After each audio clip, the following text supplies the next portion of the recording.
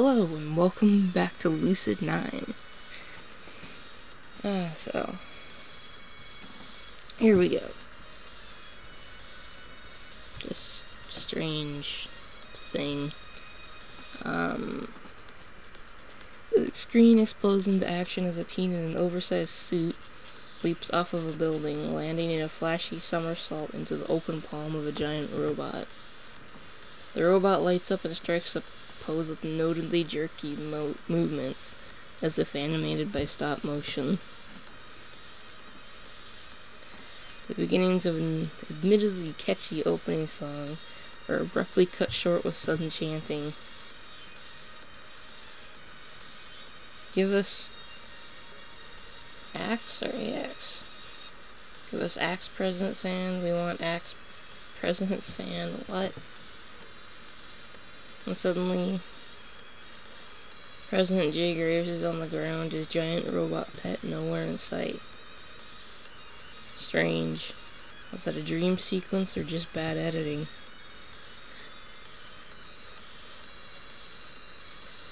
The president turns around. The camera pans out to reveal that he's standing in a broad field of wheat, reminiscent of old samurai movies. At the other end stands a guy in some hideous recreation of 3 different cosplays. Swirl-leg glasses perched on the end of his nose and a flannel headband embroidered with a giant heart wrapped around his unkempt hair. What business have you with the fine country of Asarima? The guy lowers his picket sign, which is half in English, half in Japanese, and steps forward, pushing his glasses up his nose.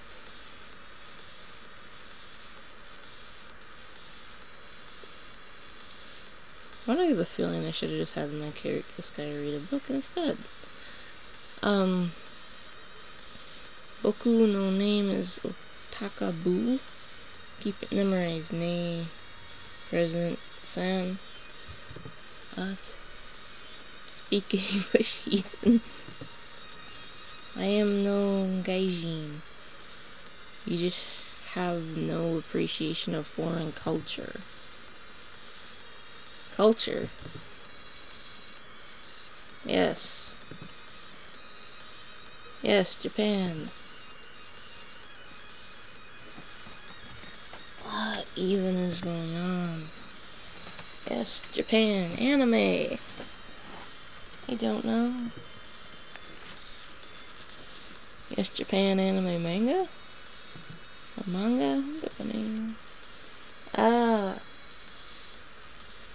No, I refuse. I'm not reading that.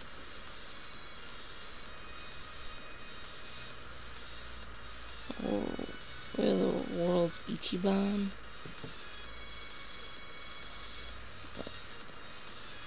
Ha, Asarima needs none of your poison. It needs righteous gatherings. These righteous gatherings hunting. No, I am not doing that. It is repeating the same thing over and over again with one extra word. I refuse. Not doing it.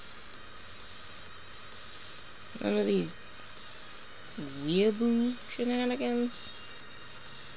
What the hell is a weeaboo?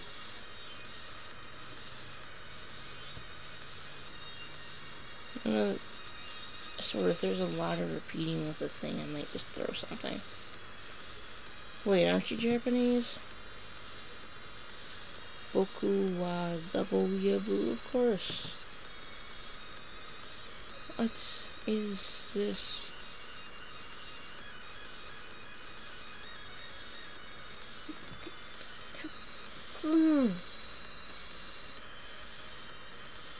Too much words. They cannot do words this early in the day. Boku wa double weeaboo, of course.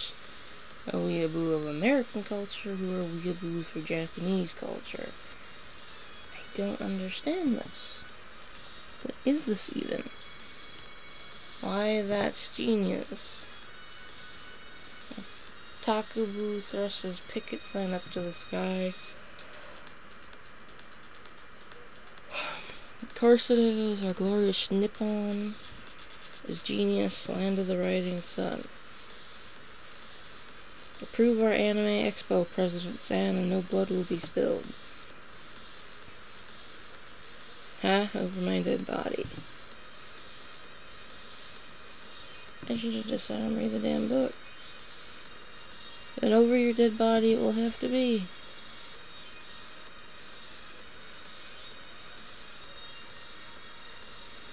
He reaches into his backpack, which is blanketed with stickers of various anime figures, and throws a long, rectangular pillow at President Graves.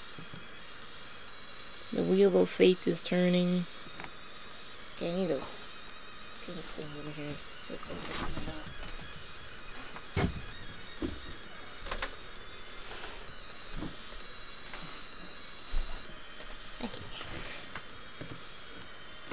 In a poorly green screen sequence, the pillow begins to transform into a giant doll in a Lolita dress, with a wig of luscious purple hair pulled tight over its head. If I squint, I can see that its face is dolled with exaggerated blush, eyeliner, and lipstick. It's an atrocity to the eyes. No, don't you dare hurt my Dadaringu.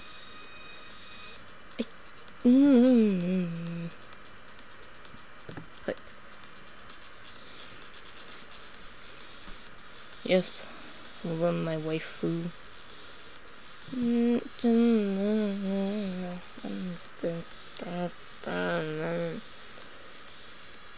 is actually getting irritating to read. President Graves flails his arms in the struggle.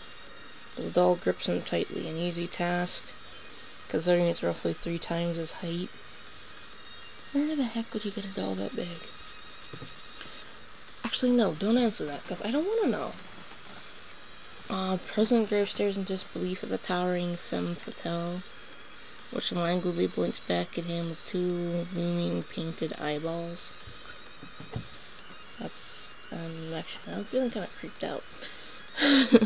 What sort of shenanigan is this? My waifu, the very best, like no one ever was. Moe of the highest level? What? In a sudden burst of energy, President Graves throws the doll off of him. Waifu, boy. Oh, man, I keep yawning. This is Ekarima. He reaches into his oversized suit and pulls out a trumpet from nowhere, playing a very out-of-tune military reveille. They, the people, need no waifu.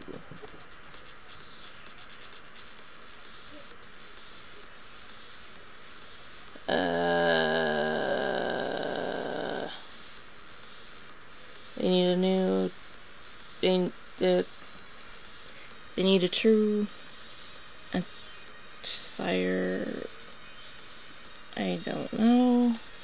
Sirama hero. Captain Sirama mobilized. The field backdrop crumples to pieces as a teenage guy. And a skin-tight wetsuit bursts onto the scene. Swinging a pizza pan spray-painted in red, white, and blue. Checking behind him is the president's mech in all its red, white, and blue with an eagle motif glory. Still animated in awkward stop motion. What eagle motif? Unless they mean a funny thing on its head. And that just looks like the horns in every Gundam ever. Liberty and freedom of speech. He leaps into President Graves' mech. Why isn't the president using it himself? And promptly pulverizes the waifu into the ground. Ace. Oh, I'm losing that battle. Then he suddenly stops, one fist of the mech still raised high in the air. Stop that phone. Quiet.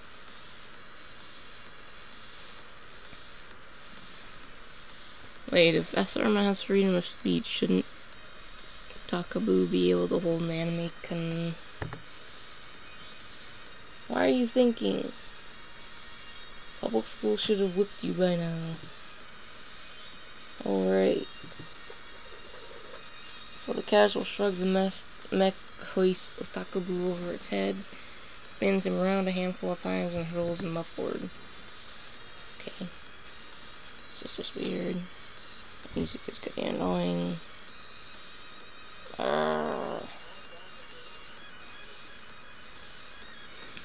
Takabu is blasting off again. What is... This is like a mishmash of multiple things.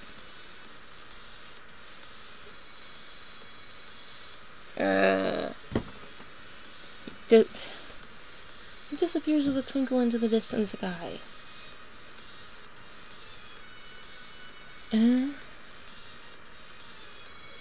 What? President Graves nods triumphantly, clapping, dismounting Captain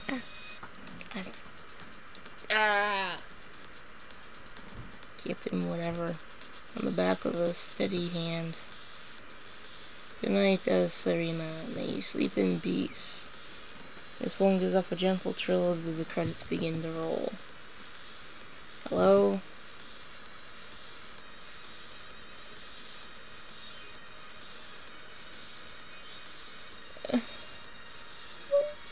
Do I have to read it? I don't want to read it. Hey girlfriend, you need to like totally get over here. There's like this big meeting, like people want you. I would slap the crap out of that person, whoever they are. Seriously, 'cause that is annoying talking. Oh, that's Yahiko's character. Thank you, assistant. Farewell. Goodbye. Phone click shut and wait. Was that Yahiko's voice? He did say that he was on the president's side. I am never gonna let him live this down. Oh, it's over. Thank you. Now it's time to study. Ooh, it's nighttime outside. That art is really nice. I dig through my backpack and crack open a few books. This year will probably be really intense. But the entrance exam coming up now. Oh, I can't stop rotting. What is wrong with me? Might as well do a little work. It'll be more of a pain to deal with nagging teachers than the work itself.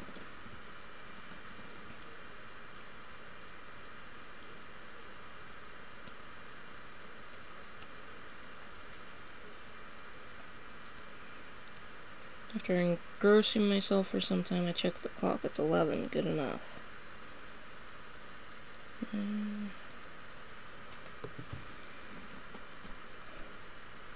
Maybe I should just apologize to Rui tomorrow. Indulge myself in our friendship. I'd let everything go back to normal. Selfish of me again, but maybe this time I should just be selfish. Silence. He's thinking. Whoa, what was that?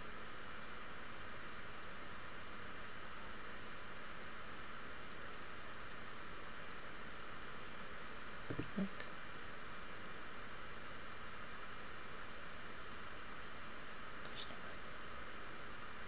What was that? Ooh, was that her? Oh, I didn't get a very good look. Why is it so bright outside? Oh. What the? Why is it already 8:30? I leaped to my feet, scrambling to pull my clothes on and tear out the door. It's kind of a weird thing. I'm not even a good student. In fact, I'm pretty much every teacher's nightmare. Being in a rush to get to school isn't like me. Maybe it's because there's a difference between choosing to ditch and ditching by accident. One is your conscious decision and the other is not. Highly descriptive, I know. I'm told that my essays are a joy to read.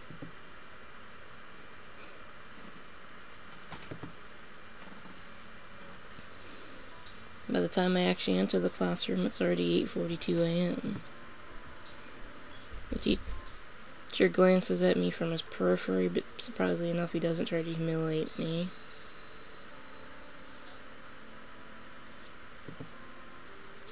In fact, he doesn't make a single comment. It's as if I wasn't late at all.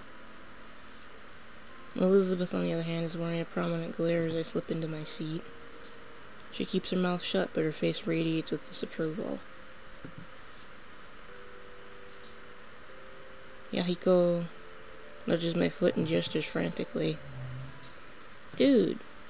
His voice spits out in a hurried whisper. I lean over to hear what he has to say. What?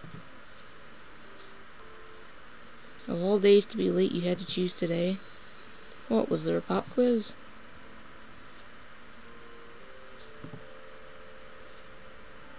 There was a pop quiz? Take that as a no. Dude, I'm talking about that cutie over there. You missed her intro earlier. He gestures vaguely to the back of the classroom. I sneak a peek when I'm sure the teacher isn't looking. Wait, coder overloaded? No. Behave, you dumb thing. I find a girl sitting by the window, head delicately turned against slender fingers as she examines something in the distance. It's going too fast. In ordinary circumstances, I might have thought her to be gorgeous. After all, she matches the ideal of traditional body beauty to a T. Traditional body, good lord. Silky hair, porcelain skin, delicate lips, the whole 9 yards. But instead, I only find myself thinking, what the hell? Promptly followed by who, what, when, where, why, how. Very intelligible, I know. How else am I supposed to react when an old friend, whom I haven't seen in ages, just randomly walks back into my life? Not only that, but as a transfer student to my school on the very last year I happened to be there. Her eyes snap to mine, but before I can see her reaction, I quickly whip back to the front of the classroom.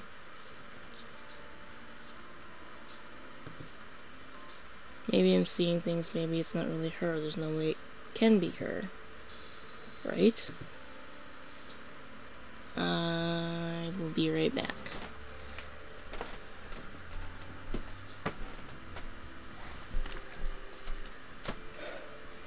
Okay, I'm back. Sorry about that. I reluctantly tune my hearing back to the teacher, who seems to be in a very enthusiastic rant about technology. Surprise, surprise. This generation is wasting away from being glued to dead pixels every waking moment. Well, today I'm not having any of these newfangled contraptions. We're returning to trusty pen and paper. As the class erupts into groans, he scribbles 3 words on the board with his stylus. Your dream job. They just won't give us a break, will they? Furthermore, the teachers deactivated our tablets and is currently handing out sheets of lined paper. Handwriting? Really? As Yahiko passes the stack of paper to me, he leans close. So what do you think? I think I'm tired of writing about my non-existent future. I was talking about the new girl. Alright, the new girl. Was her name Masaki Kazuhaya by any chance? How'd you know? Stop it. Stupid computer. Silence. Going too fast. Computers attempting to mute me. So it really is her. I never thought I'd see her again, much less in my own classroom. Oh, I know. You must have some sort of psychic ability. Yahiko!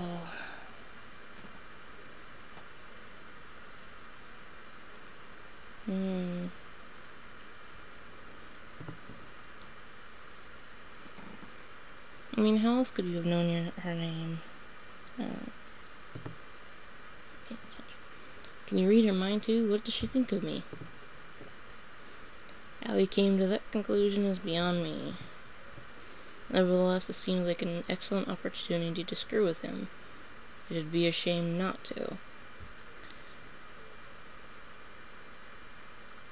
It's funny using any CPU, so why the heck would the encoder be overloaded? Oh, you are so lame. I pressed my fingers to my temples, pretending to tune into Masaki's thoughts. Ah. Oh. I see. What? She has a huge crush on you. Really?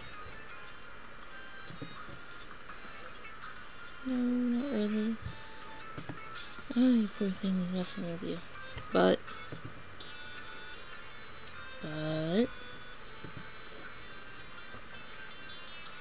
Silence. Silence. Ahiko shakes his leg impatiently as I pause. Can you stop thinking for a second? I keep getting interference. Huh? Oh, sorry. He scrunches his face in concentration. Now you're thinking of not thinking. Whoa, you really can read minds. You doubt my abilities? No, I just... Shh, I'm getting something. Yahiko clamps his mouth shut. I rub my temples, mumbling under my breath. It seems she has a crush on you, but... she doesn't think you have the courage to talk to her. Yahiko puffs out his chest as if he were presented with a challenge. Ha! As if anything can deter the great Yahiko Ikari from approaching such a beauty. Yahiko, this is a writing prompt, not a discussion prompt. Focus on your own assignment. Right, sorry, Teach.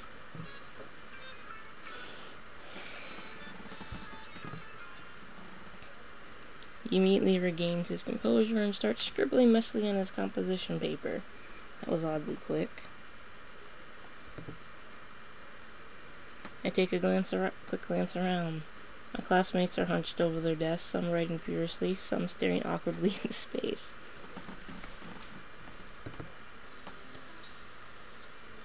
The most avid one is Elizabeth, who is already on a second page, lips moving furtively as her arm blurs down her paper.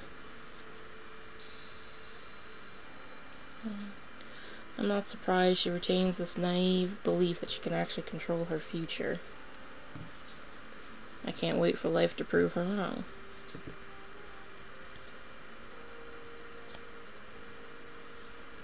Masaki, on the other hand, has completely thrown away any pretense of studiousness,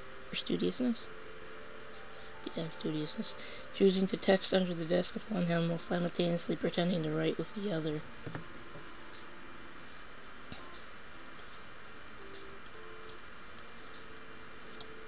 That's pretty impressive, actually.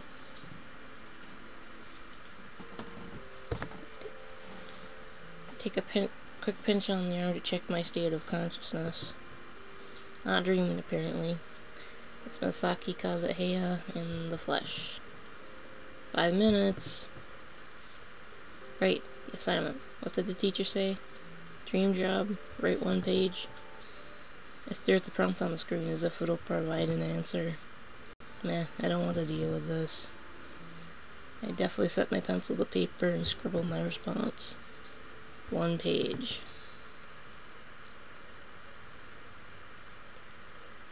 As the morning classes slug on, I feel a very prominent gaze burning into the back of my head. I refuse to turn around, trying to piece together my thoughts.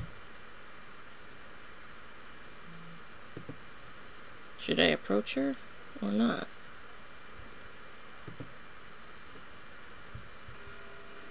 When the bell rings, Yahiko immediately tugs on my sleeve, his face shining. Dude, I'm gonna talk to her.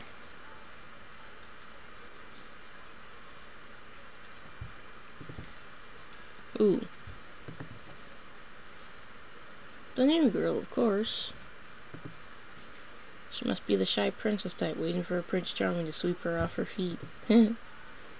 Better than me to make her dream come true. I agree with that. I think you mean nightmare. Well, good luck with that.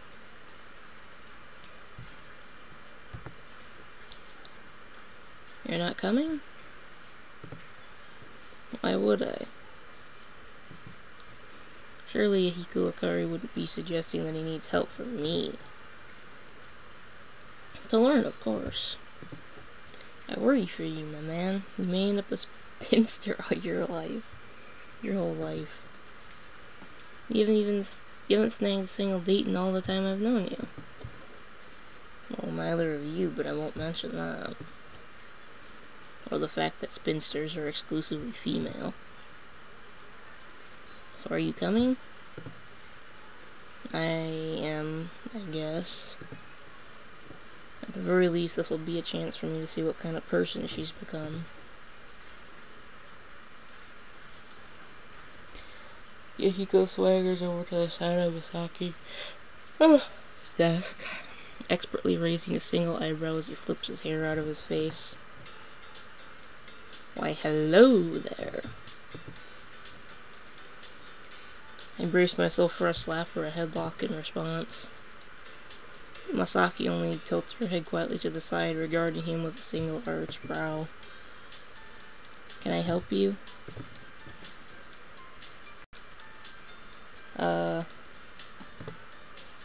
This appears to fluster Yahiko for a moment. Thankfully, he's not the school's best Casanova for nothing, which honestly really tells you something about the quality of our Casanovas.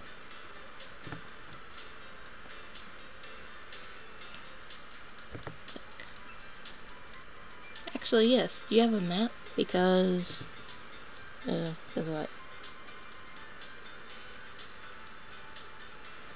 Before he can even finish the sentence, Masaki's fingers whip around her phone with ease of long practice.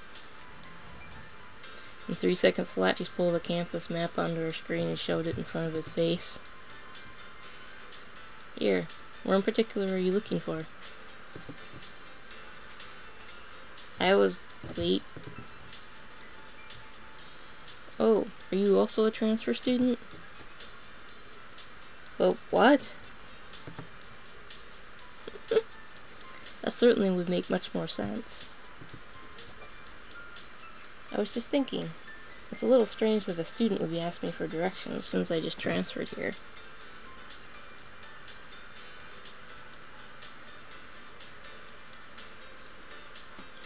But I should have realized. You must feel the instant connection of a fellow transfer student.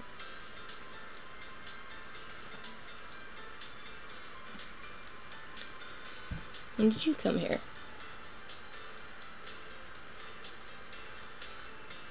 What am I doing? I don't know. Wait, this is a big misunderstanding. Oh, Yahiko. I'm trying to hit on you. Oh, I see. 7 out of 10. Huh? I rated your approach. You didn't even introduce yourself. You're right, how careless of me. I am the one and only Yahiko Ikari. Surely you've heard of me. I highly doubt that. You wouldn't, by any chance, happen to be the Yahiko Ikari from Gover Mecca? The president's aide. That Yahiko Ikari? Yahiko's just practically doubles in size. Wait, what? Indeed, I am. Are you, by any chance, a fan? The biggest. I really enjoy the political satire, and the music is just amazing. Have we been watching the same show? Did you know that our patter tag is one of the top trending? Patter. And Isamu Times has us listed as a viral phenomenon. Viral for what reasons? Well, it must be a different story. Congrats, I was sure that it would become a big hit. But of course, even the stars themselves are no match for an Ikari or the moon. Oh yeah, guess what my next dream is? Is it to build a vacation home on the moon? Yes.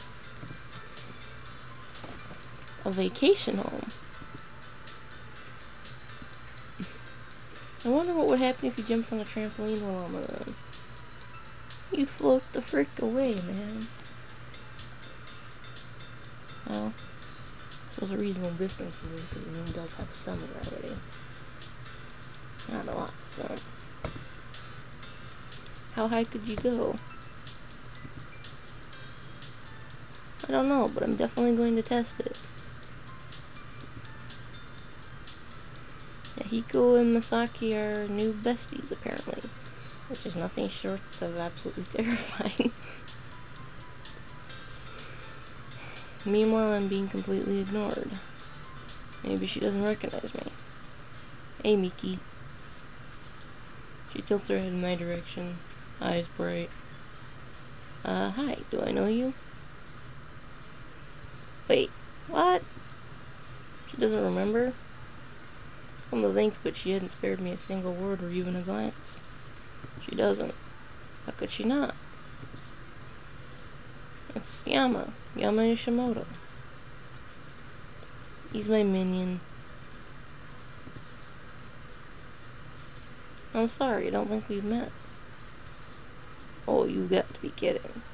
Childhood friend, 4 years back, you, me, and Rui, we all hung out together. What? Total blankness, she's honestly forgot. Words start pouring out of my mouth as I frantically search for something to get a reaction out of her. We all lived in Seto, small town, 3 hours drive away. Yes? No? I'm sorry, I don't think... We all played together, we were inseparable. We met at that festival, the one with the lanterns. Misaki's expression gradually turns from polite to more and more skeptical. Of all the ways I had imagined we'd reunite, this was definitely not at the top of the list. Do you really not remember? I'm really very sorry. This can't be it. Rui and I bawled our eyes out after she left. We hovered by the phone for hours, waiting for a single call. But when nothing came, we even resorted to hovering by the mailbox in the vain hopes that we would receive some snail mail. Is she saying that during that time, that 1 month was turned into 6, which turned into a year, which turned into 4 years? She'd just forgotten us? How could that be possible? Unless... By any chance, you haven't gotten into a tragic accident and ended up with amnesia, have you? That's why you haven't called? Not in 4 years. She backs away slowly, eyeing me like I'm an insane psychopath. Okay, this is bad. This is really bad.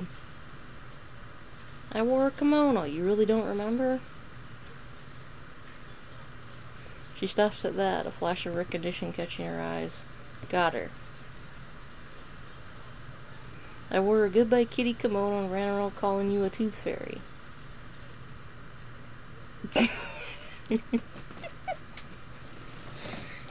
Yep.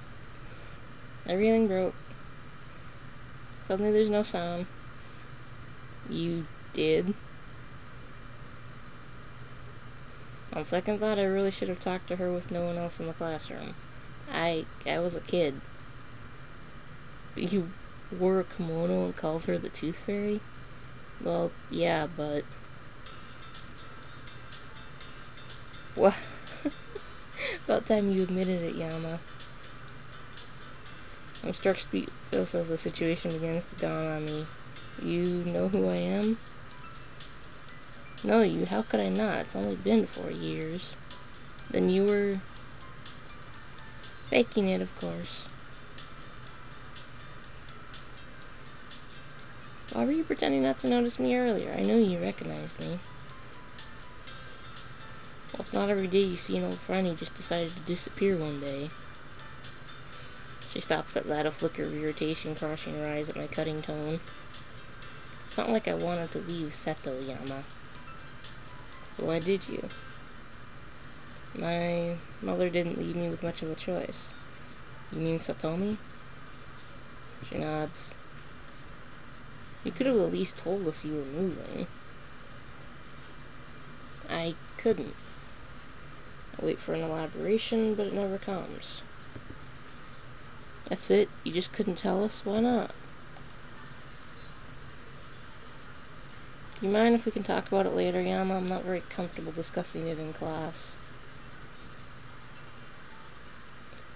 I open my mouth to object, but something about Masaki's expression prevents me from pursuing the issue further. She genuinely seems distraught. Wait. Yama wore a Goodbye Kitty kimono and called Masaki the Tooth Fairy? I'm gonna squash that guy. Luckily, Yahiko manages to change the subject. I decide to play along for the time being. Jeez. I was a little kid, dang it. I hear excuses. All excuses. It's not an excuse. There's a legitimate explanation. I somehow fell and got my yukata dirty. It was at the festival, and we weren't very close to home, and Miki had an extra kimono. Goodbye Kitty kimono. Yes.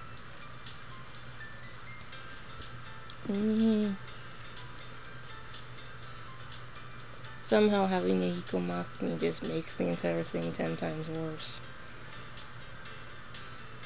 I cast a half-bleeding, half-indignant glare at Masaki, who only shrugs in response. It isn't my fault you enjoy cross-dressing. Oh! I don't.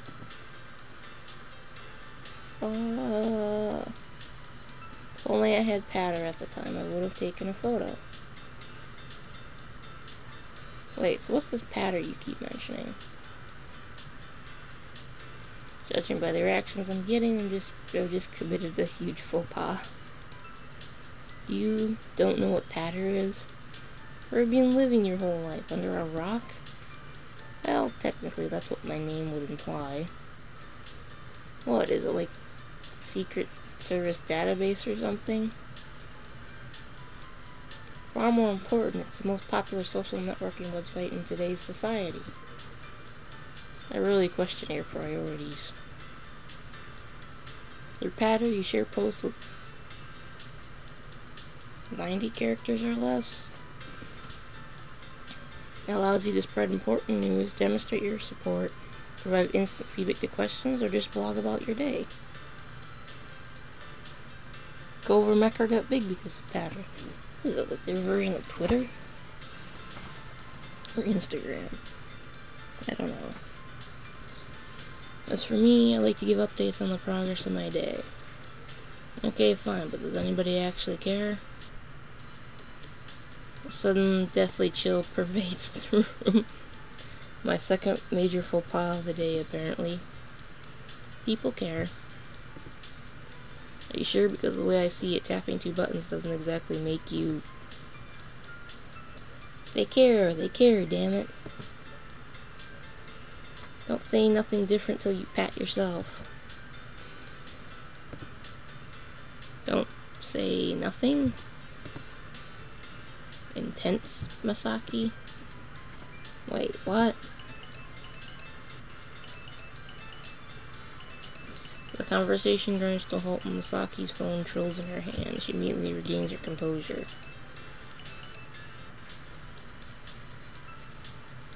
Kazuhaya speaking. Yes, understood. I'll be there in 5 minutes. She cuts the call and shoves her phone into her pocket, looking me square in the eye. Silence. Silence. I must go. Duty calls.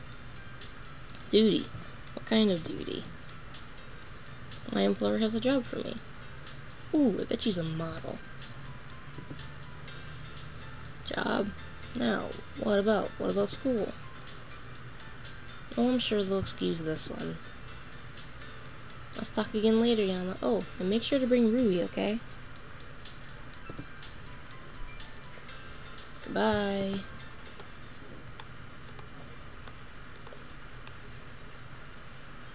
And like a tornado stalking its next target, she blazes out of the room. Okay, well that's all the time I've got for this video, so I'm gonna cut it here. Thank you for watching. I hope you enjoyed the video. Please leave a like if you did, and I will see y'all in the next video. Bye!